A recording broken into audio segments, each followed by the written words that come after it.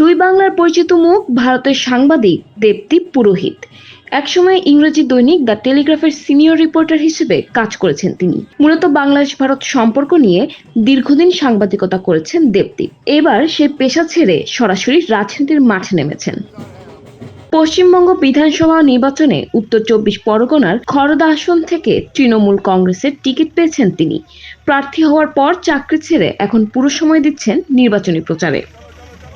প্রচারের ফাঁকে দেবদীপ বলেন, প্রার্থী হওয়ার পর থেকে বাংলাদেশের বন্ধু পরিচিতদের কাছ থেকে শুভেচ্ছা পাচ্ছেন। শুধু বাংলাদেশ নয়, নেপাল, ভুটান, মিয়ানমার, এমনকি চীন থেকেও পরিচিত জনেরা তার সঙ্গে যোগাযোগ রাখছেন এবং তার নির্বাচনী প্রচার পর্যবেক্ষণ করছেন।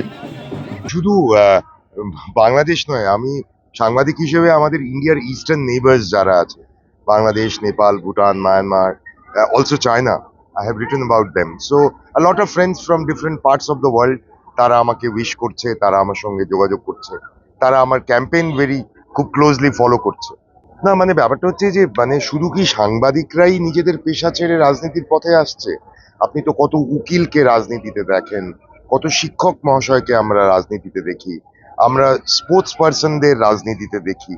তো সমাজের বিভিন্ন পেশার মানুষ তারা ইলেকশনে দাঁড়ান, তারা রাজনীতি করেন, এবং আমার তো মনে হয় যে যত বিভিন্ন রকমের মানুষ বিভিন্ন জায়গা থেকে রাজনীতিতে আসবেন, তত রাজনীতি সমৃদ্ধ হবে।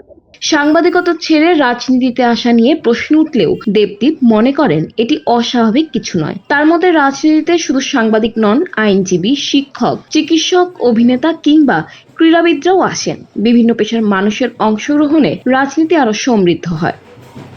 নিরপেক্ষতা নিয়ে সমালোচনার প্রসঙ্গে তিনি বলেন, অস্থির সময়ে অনেক সময় মানুষকে অবস্থান নিতে হয়। পশ্চিমবঙ্গে বিভাজনের রাজনীতির বিরুদ্ধে এবং সাধারণ ভোটারদের অধিকারের পক্ষে অবস্থান নেওয়ার কারণেই তিনি রাজনীতিতে এসেছেন। তার ভাষায়, মমতা বন্দ্যোপাধ্যায় যে রাজনৈতিক লড়াই করছেন তাতে তিনি একজন কর্মী হিসেবে কাজ করতে চান। নির্বাচনে জয়ী হলে সাংবাদিকতা চালিয়ে যাবেন কিনা এই প্রশ্নে দেবদীপ সরাসরি কিছু বলতে চাননি। তার মতে এখন তার একমাত্র লক্ষ্য নির্বাচন ও প্রচার। উল্লেখ্য, সাংবাদিকতা ছেড়ে রাজনীতিতে আসার ঘটনা নতুন নয়। আগে এম.জে. আকবর, মনীষ সিসোদিয়া এবং অটল বিহারী বাজপেয়ীর মতো ব্যক্তিত্বও সাংবাদিকতা থেকে রাজনীতিতে গুরুত্বপূর্ণ ভূমিকা রেখেছেন।